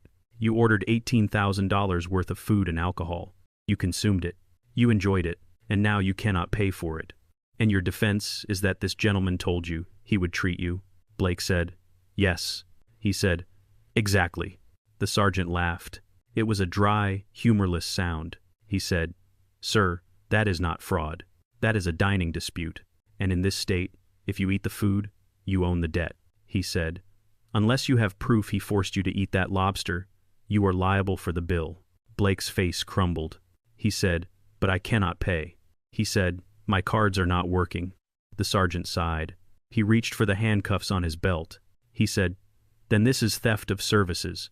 He said, "It is a felony." He said, "Turn around and place your hands behind your back." Nia screamed. She screamed, "No." She tried to pull Blake away. Preston stood up and shouted, "Do not touch my son." Get fainted or pretended to faint in her chair. It was chaos. The officer grabbed Blake's wrist. He spun him around. He clicked the metal cuff onto one wrist. Blake was crying now. He was begging. He said, "Reggie, please." He said, "Tell them." He said, "Help me." I watched. I felt nothing. It was the consequence of his actions finally catching up to him. It was physics. Suddenly, the double doors of the restaurant burst open. A group of men in suits walked in. They walked with urgency. In the center was Javier, the general manager. He looked impeccable. Even at this late hour, he saw the police. He saw the handcuffs. He saw me sitting at the table. He did not look at Blake. He did not look at the police. He looked directly at me. He walked straight through the scene. He raised a hand to the sergeant. He spoke with absolute authority. He said, "Stop." He said, "Officer, please release that man immediately." He said, "Do not disturb our VIP guest." He said, "We will handle this internally." The sergeant looked confused. He looked at me. He looked at Javier. He unlocked the cuff. Blake rubbed his wrist. He looked at Javier with hope. He thought he was saved. He thought the manager had come to rescue him because he was a diamond member. He thought his status had finally been recognized. He pointed at me. He shouted to Javier. He said, "Thank you." He said, "Throw this old bum out." He said he caused all this trouble. Javier ignored him. He stood next to my chair. He stood at attention. He waited. The room was silent again. Everyone was watching. The police stepped back. Blake smiled a wobbly smile. He thought he had won. He had no idea that the man who just saved him from jail was about to send him to hell. Javier ignored Blake completely. He walked past the police officers, who stepped aside instinctively. He walked past the table, covered in the debris of their gluttony. He stopped directly in front of me. He did not look at my worn sneakers. He did not look at the orange juice stain on my polo shirt. He looked me in the eyes with the absolute reverence of a soldier facing his commander. He clasped his hands behind his back. He bowed. It was not a casual nod. It was a formal, deep bow of 90 degrees. It was a gesture of total submission. The restaurant went silent. The clinking of silverware stopped at the other tables. The waiters froze in place. The air conditioning hummed loudly in the void of sound. Javier straightened up. He spoke in a clear, professional voice that carried to every corner of the room. He said, "Good evening, Mr. Chairman." He said, "I apologize for the disturbance." He said, "We were not aware you were conducting a site inspection this evening." He asked if everything was to my satisfaction. He asked if I had any instructions regarding these individuals. The words hung in the air like smoke. "Mr. Chairman." Blake stood there with one wrist still red from the metal handcuff. His mouth opened, but no sound came out. His brain was trying to process the input and failing. He looked at Javier. He looked at me. He blinked rapidly. He stammered. He said, Wait, he said. What did you call him? He said, this is Reggie. He said, he is a janitor. He said, he is my father-in-law. He said, you have him mixed up. He said, this is a mistake. Preston was holding a glass of the expensive cognac he had ordered. His hand began to shake. It shook so violently that the amber liquid sloshed over the rim and onto his hand. His fingers went numb. The crystal snifter slipped from his grip. It hit the marble floor. It shattered with a sound like a gunshot. The noise made everyone jump except me. Preston did not look down at the broken glass. He stared at me with eyes wide with terror. He realized in that second that he had just insulted a man who could buy and sell him 10 times over. Guillette stopped fanning herself. She looked at my shirt, the shirt she had stained on purpose. She looked at my face. She saw the resemblance to the portrait hanging in the main lobby, the portrait she had walked past 10 times without looking. She turned a sickly shade of green. She realized the man she called a vagrant owned the building she was sitting in. She realized she had assaulted the owner of the hotel. Nia was the worst. She did not look scared. She looked confused. She looked at me as if I had grown a second head. She whispered, Dad. She asked, what is happening? She asked why he is calling you chairman. She looked at my calm face. She looked at the way the staff was looking at me. The realization hit her like a physical blow. She realized she did not know her own father. She realized she had underestimated me for her entire life. She realized the man she treated like a burden was actually the titan holding up the sky. The police sergeant looked at Javier. He looked at me. He looked at the ID card in my hand that said, Reginald King. He put the pieces together. He holstered his baton. He stepped back from Blake, as if Blake were radioactive. He took off his cap. He looked at me and said, Mr. King? I had no idea. He said, I apologize, sir. He said, we were told there was a theft in progress. I stood up slowly. I did not use the table for support. I stood up straight. The posture of the tired old man vanished. I stood with the bearing of a man who has built an empire from nothing. I looked at Blake. I looked at him with cold indifference. I spoke. My voice was steady and deep. I said you wanted to know who I am, Blake. I said you wanted to know where I got the money. I said you called me a fraud. I said you were right about one thing. I said I am a fraud. I said I pretended to be poor to see if you were decent. I said I pretended to be weak to see if you were cruel. I said I pretended to be helpless to see if you would help me. I said you failed every single test. Blake shook his head. He said no. He said this is a prank. He said you are lying. He said tell them, Javier. He said tell them he is nobody. Javier looked at Blake with ice in his eyes. He said, sir, you are speaking to Reginald King? He said he is the founder and chairman of King Hospitality Group. He said he owns this resort. He said he owns this island. He said he owns the mortgage on the building where your office is located. He said, show some respect. Blake collapsed into his chair, the handcuff mark still visible on his wrist. He looked at the bill on the table. $18,000. He looked at me. He realized that $18,000 was nothing to me. He realized that for me, this was not about money. It was about the lesson. I looked at Nia. She was crying silently. She reached out a hand toward me. She said, Dad, why? She said, why did you not tell us? She said, we would have treated you differently. I looked at her. I said, that is exactly why I did not tell you, Nia. I said, I did not want to be treated differently because of my money. I said, I wanted to be treated with respect because I am your father. I said I wanted to be loved for who I am, not for what I can buy. I said you showed me that without the money, I am nothing to you. The room was still silent. The guests at the other tables were watching with fascination. They knew they were witnessing a massacre. Javier waited. He stood at attention. He asked again. He said, Mr. Chairman, do you have any instructions? I looked at the table. I looked at the half-eaten lobster. I looked at the spilled cognac. I looked at the people who had feasted on my generosity and spat in my face. I felt no pity. I felt no hesitation. I looked at the police sergeant. I said, Officer, you can remove the handcuffs. I said, I do not want this man arrested for theft of services. Blake looked up with hope. He thought I was saving him. He thought I was going to pay the bill and let him go. He thought he had survived. I continued. I said, I do not want him arrested because that would be too easy. I said, I want him to experience the consequences of his actions as a free man. I said I want him to walk out of here and face the world he created. I turned to Javier. I spoke with the authority that comes from 40 years of hard work. I said, "The food was excellent." "Javier," I said, "the service was impeccable." I said, "But the atmosphere is polluted." I said, "I cannot enjoy my resort while it is infested with parasites." I pointed at Blake. I pointed at Preston and Geet. I pointed at Nia. I said, "My instruction is simple." I said, "Clean this trash out of my restaurant." I said, "Remove them from my property immediately." I said, "Revoke their access." I said, "Put them on the street." Javier nodded. He signaled to his security team. 4 large men in black suits stepped forward. They did not smile. They moved toward the table. Blake stood up. He shouted, "No!" He shouted, "You cannot do this." He shouted, "I am family." I turned my back on him. I sat down. I picked up my glass of water. I took a sip. I said, "I have no family here."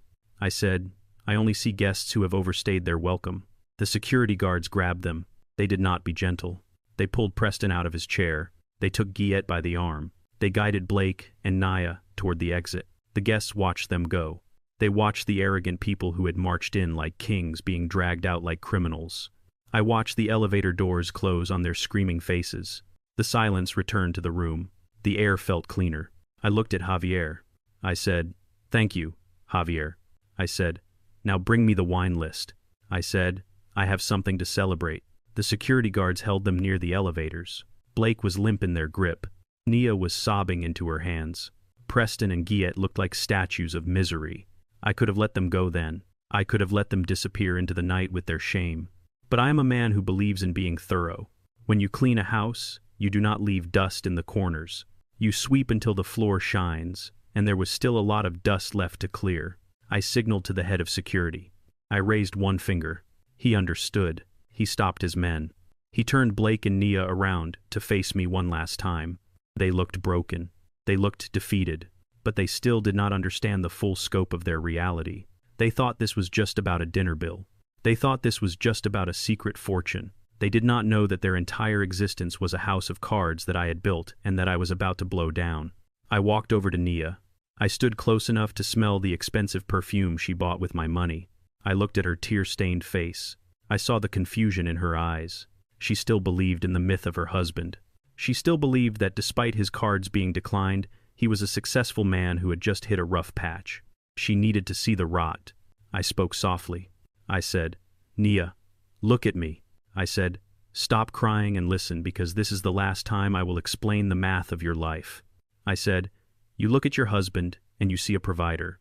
You see the man who bought you the house in the gated community. You see the man who leases the Mercedes in the driveway. You see the man who takes you to 5-star dinners." I said, "You are blind, Nia." She shook her head. She whispered that Blake works hard. She said he has a high salary. She said they have savings. I laughed. It was not a happy sound. It was the sound of a judge reading a sentence. I said Blake has not paid for a significant expense in 10 years. I said his salary barely covers the interest on his gambling debts. I said the house, the cars, the clothes, and the vacations were all paid for by a silent partner. Nia frowned. She asked what I meant. She asked who. I pointed to my chest. I said, "Me?" I said, 10 years ago, when you finished your residency, I set up a blind trust. I wanted you to have security. I wanted you to have a safety net so you could practice medicine without fear. I deposited $12,000 into that account every single month for a decade. I channeled it through a shell company so you would think it was a residual return on an investment or a tax rebate. I gave you $1. 5 million, Nia. Her eyes went wide. She stopped breathing for a second. She looked at Blake. Blake looked at the floor.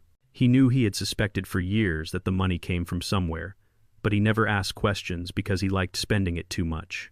I continued. I said, "I watched you spend it. I watched you buy designer bags while I took the bus. I watched you redecorate your living room 3 times while I sat on a sofa from the thrift store. I did not say a word because I wanted you to be happy. But you were not happy, Nia. You became arrogant. You became cruel." I reached into my pocket and pulled out my phone. I showed her a photo of the metal credit card Blake had tried to use at the front desk, the one Sarah had cut up. I said, "Do you recognize this card?" I said, "You gave it to Blake to pay for this trip. You told him to put the deposit on it." I said, That is not a bank card, Naya. That is a supplementary card on my personal American Express Centurion account.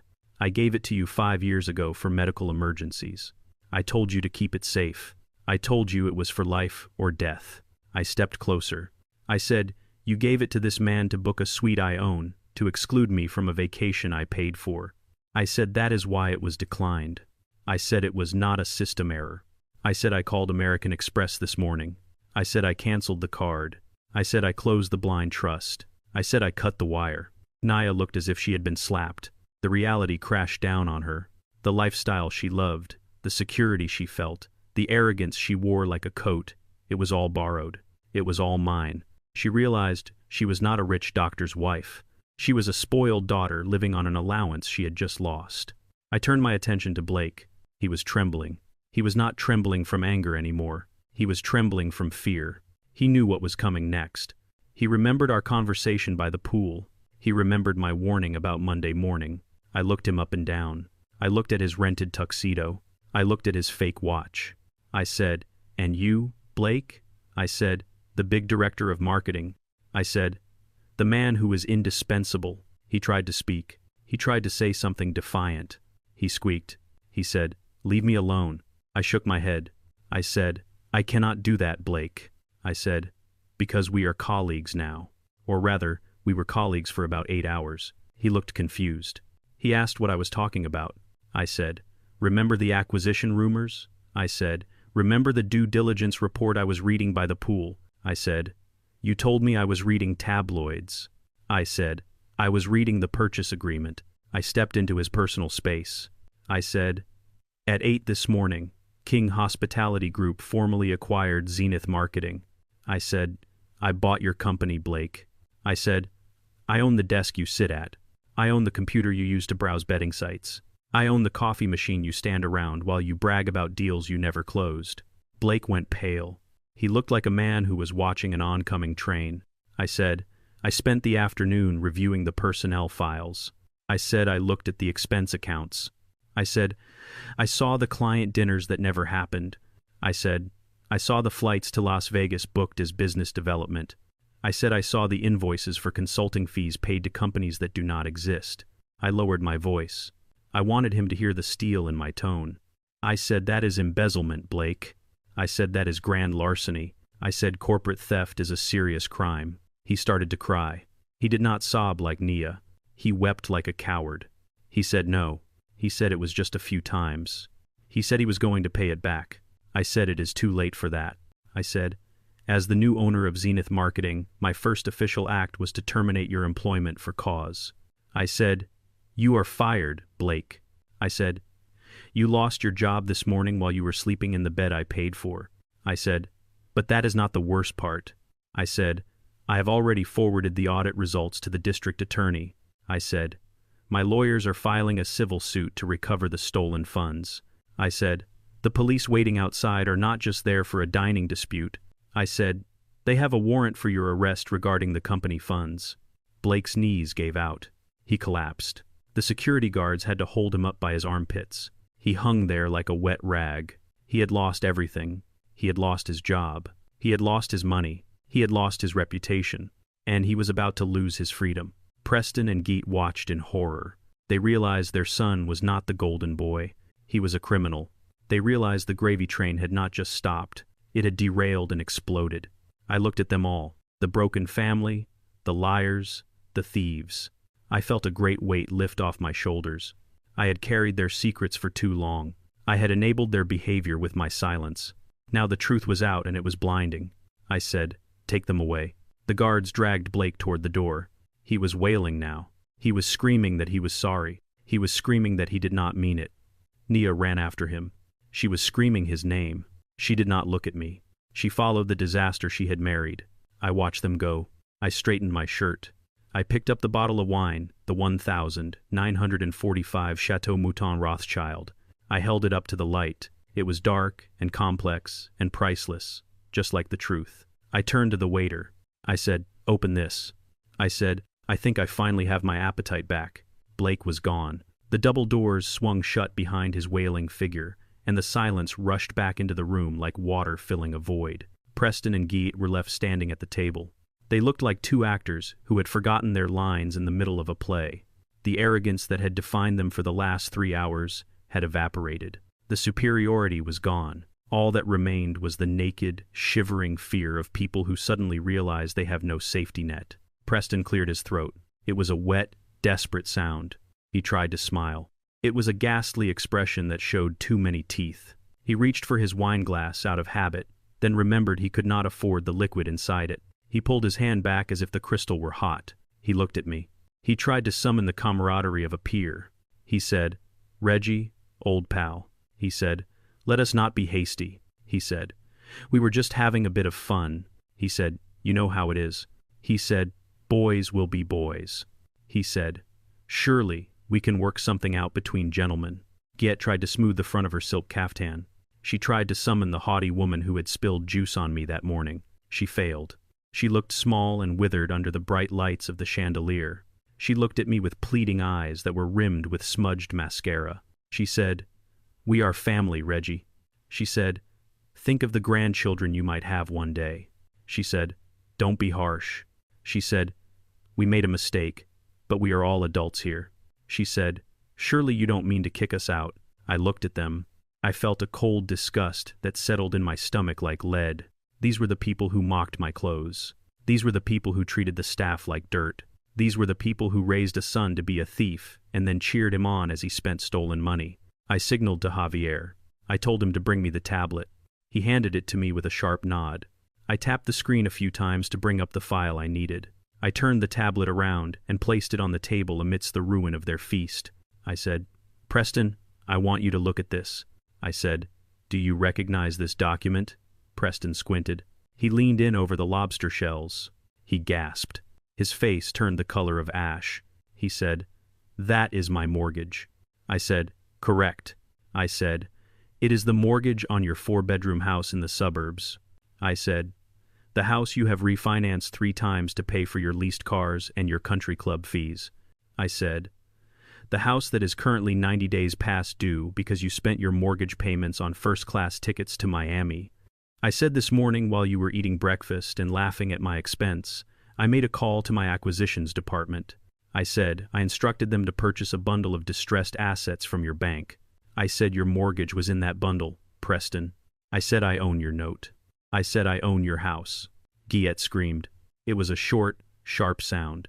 She grabbed Preston's arm and dug her nails into his sleeve. She asked if it was true. She asked if they were going to lose the house. I said, "It is very true." I said, "As the new note holder, I have reviewed your payment history." I said, "It is abysmal." I said, "Usually, I would offer a restructuring plan to a struggling family." I said, "I would offer a grace period." I stood up.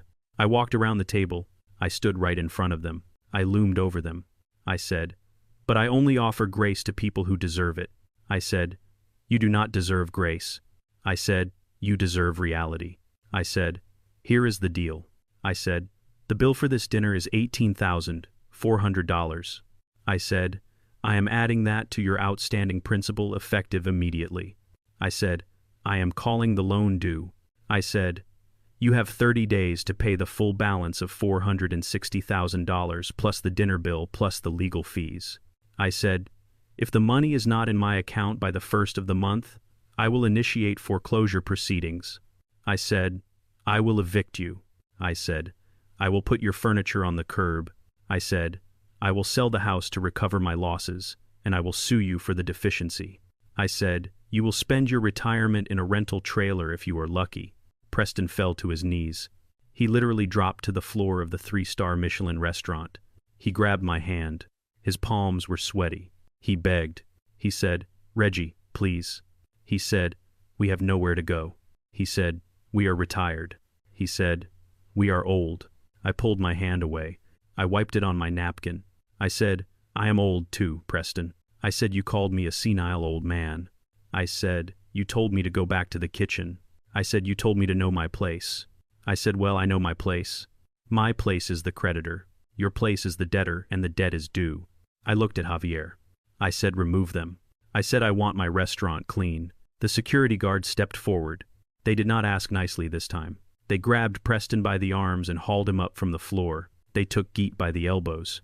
She was crying hysterically now. She was shouting that she was a VIP. She was shouting that this was illegal. Javier spoke over her screams. He said, "You are not a VIP, madam." He said, "You are a trespasser." They dragged them through the dining room. The other guests watched in silence. They saw the tacky clothes.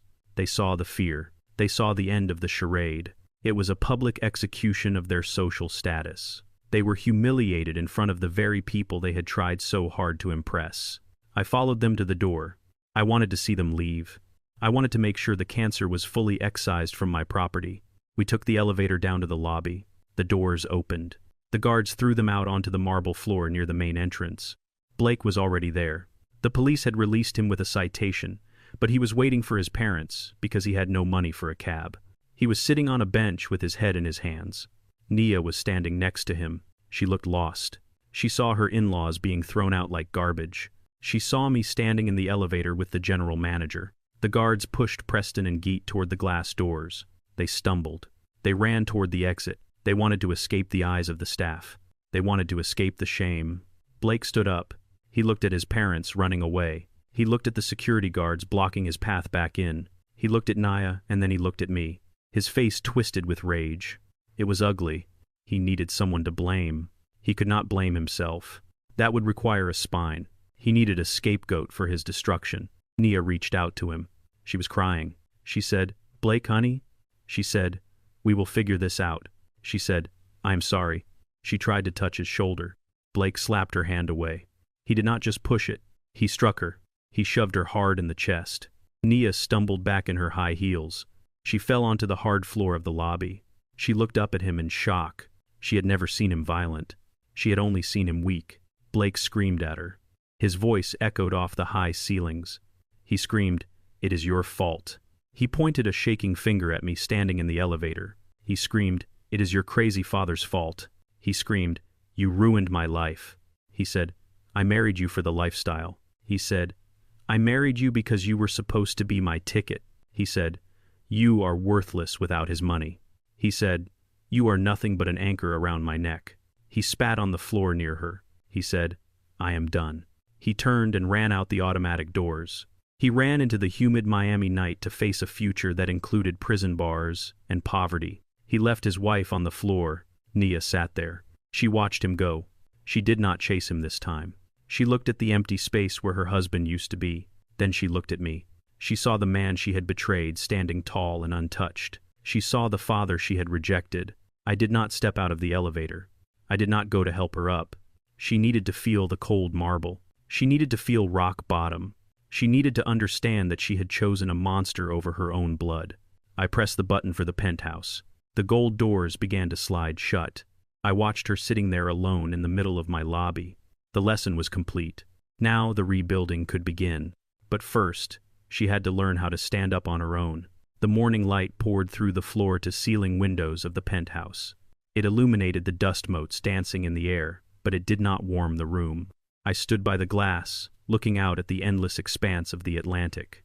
My coffee was black and bitter, just the way I like it. The silence in the suite was heavy, but it was clean. It was the silence that comes after a storm has washed away the debris. There was a knock at the door. It was not the confident rap of a guest who belongs. It was a soft, hesitant sound. It was the sound of someone who knows they have lost the right to enter. I walked to the door. I opened it slowly. Nia stood there. She looked like a shadow of the woman who had strutted through the lobby yesterday. Her designer dress was rumpled and stained. Her hair was a tangled mess. Her face was swollen and blotchy from hours of crying. She was not wearing her shoes. She held her expensive sandals in one hand, like a beggar holding out a cup.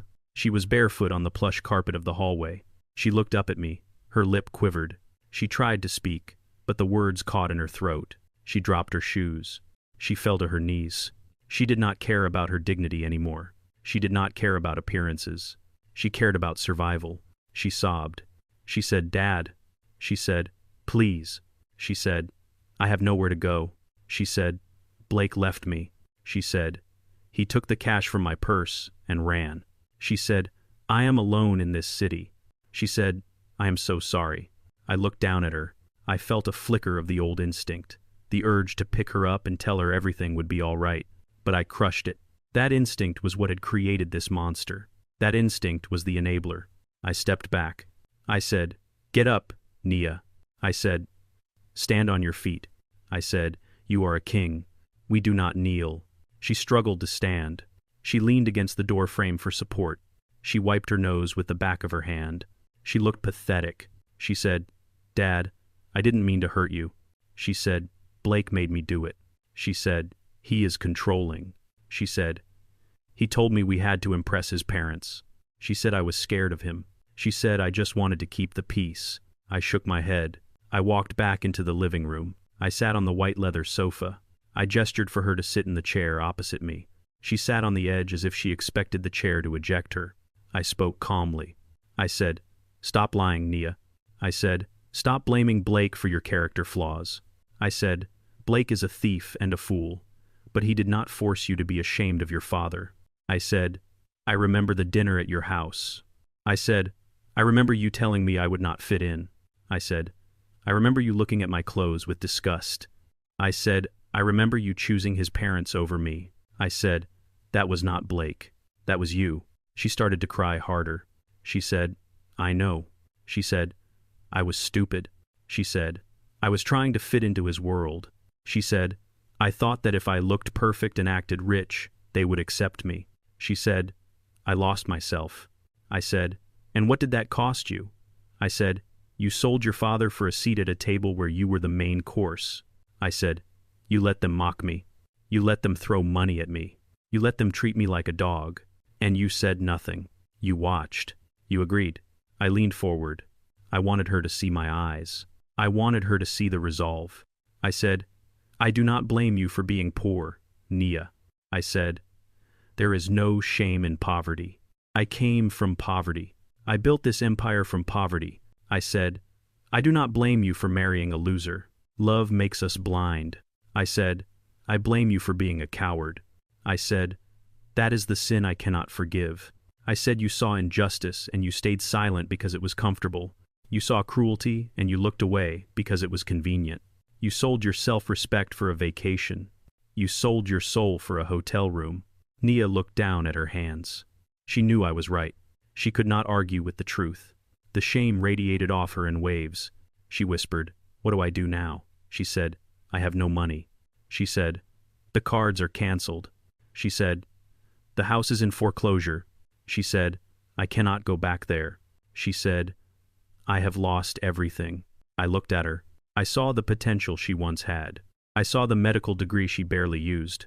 I saw the intelligent woman buried under layers of vanity and fear. I decided to give her one last gift. It was not money. It was opportunity. I stood up. I walked to the desk. I picked up a bundle of fabric that I had requested from housekeeping earlier that morning. It was folded neatly. It was gray polyester. It was stiff. It was a uniform. I walked back to her. I held it out. I said, "I am not going to give you money, Nia." I said, "The bank is closed forever." I said, "I am not going to pay your rent. I am not going to buy your clothes. I am not going to bail you out of the mess you made." She looked at the bundle. She asked what it was. I said, "It is a uniform." I said, "I spoke to the head of human resources this morning." I said, "We have an opening." I said, "It is a position at the front desk." I said, "It is the night shift receptionist." I said, "It pays minimum wage plus tips if you are polite." Nia stared at the gray fabric. She looked at me. She said, "You want me to work here?" She said as a receptionist. She said, "Dad, I am a doctor." I said, "You were a doctor." I said, "Now you are a destitute woman with no home and no income." I said a doctor would have known better than to marry a con man. I said a doctor would have had enough spine to defend her father. I said, "This is the offer, Nia." I said, "You can take this job. You can live in the staff dormitories in the basement. You can eat in the employee cafeteria. You can work your way up. You can learn what it means to earn $1 instead of stealing it."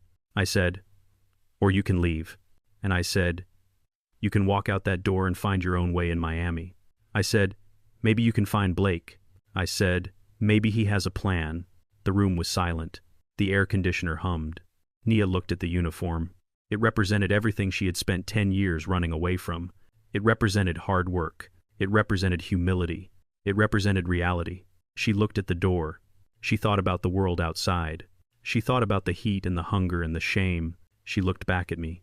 She saw that I would not budge. She saw that the father who gave her everything was gone, and the boss was standing in his place. She stood up slowly. Her hands were shaking. She reached out. She took the gray bundle from my hands. The fabric was rough against her skin.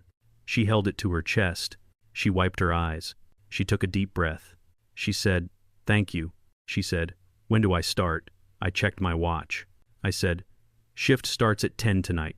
I said, "Report to Sarah at the front desk." I said, "She is your supervisor now." I said, "Do not be late." I said, "We dock pay for tardiness." Nia nodded. She clutched the uniform like a life raft. She walked to the door. She stopped. She looked back at me. She wanted to say something else. She wanted to say she loved me. She wanted to say she would make me proud. I raised a hand. I said, "Save it, Nia." I said, "Show me." I said, "Words are cheap." I said, "Work is expensive." She opened the door.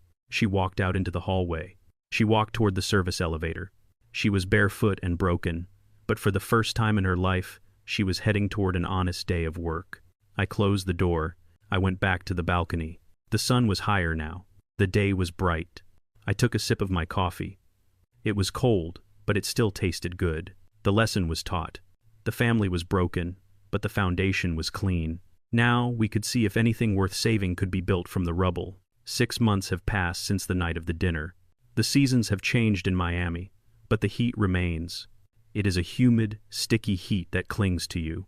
It reminds you that paradise has a price. I sit on the terrace of the penthouse suite. The sliding glass doors are open. The sound of the ocean crashing against the shore, 50 floors below, is a rhythmic comfort. It is the heartbeat of my empire. I pick up the newspaper from the glass table. It is folded open to the Metro section. There is a small article near the bottom of page 4. It details the sentencing of a local business executive for corporate embezzlement and fraud. Blake Anderson was sentenced yesterday. The judge was not lenient.